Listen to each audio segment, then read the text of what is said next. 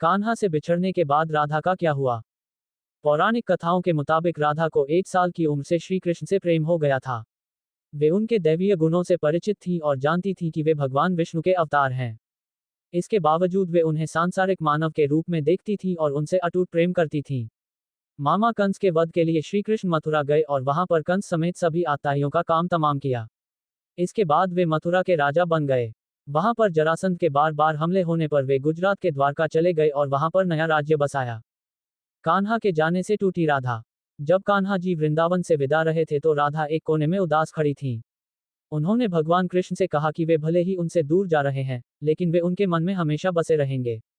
उनके जाने के बाद राधा की जिंदगी ने दूसरा मोड़ ले लिया। परिवार वालों के कहने पर राधा ने किसी और से विवाह कर लिया और उनके बच्चे पैदा हुए। अपनी पारिवारिक जिम्मेदारियां निभाते हुए वे बुजुर्ग हो गई, लेकिन अपने कान्हा से उनका प्रेम कभी कम नहीं हुआ। बुजुर्ग अवस्था में पहुंची द्वारका। अपने बच्चों के शादी ब्याह जैसी सामाजिक जिम्मेदारियों से मुक्त होने के बाद वे अपने प्रिय कान्हा से मिलने द्वारका पहुंची। वहां पर उन्हें कोई नहीं जानता था। तब तक भगवान श्री कृष्ण रुक्मिणी, सत्यभामा समेत 8 महिलाओं से शादी कर चुके थे।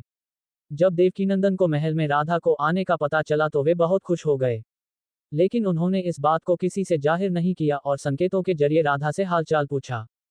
महिला में देविका के रूप में नियुक्ति। चूंकि राधा अब अपना बाकी जीवन भगवान श्री कृष्ण के साथ ही गुजारना चाहती थी, इसलिए उन्होंने उन्हें महल की प्रमुख देविका नियुक्त कर दिया। वे महल के सामान्य कामकाज की निगरानी करती थीं और मौका मिलने पर अपने आराध्य को निहार लेती थीं।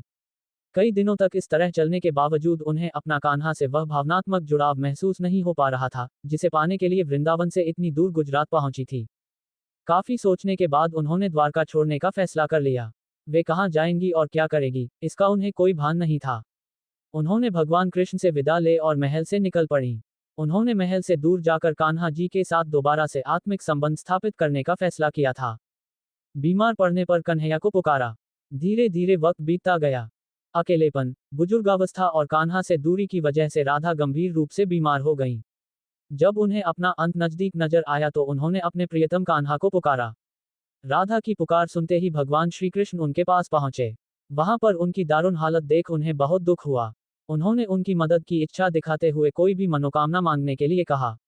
राधा ने विनम्रता इनकार करते हुए कहा कि उनके आने से उन्हें जीवन में सब कुछ मिल गया है, अब उन्हें कुछ और नहीं चाहिए।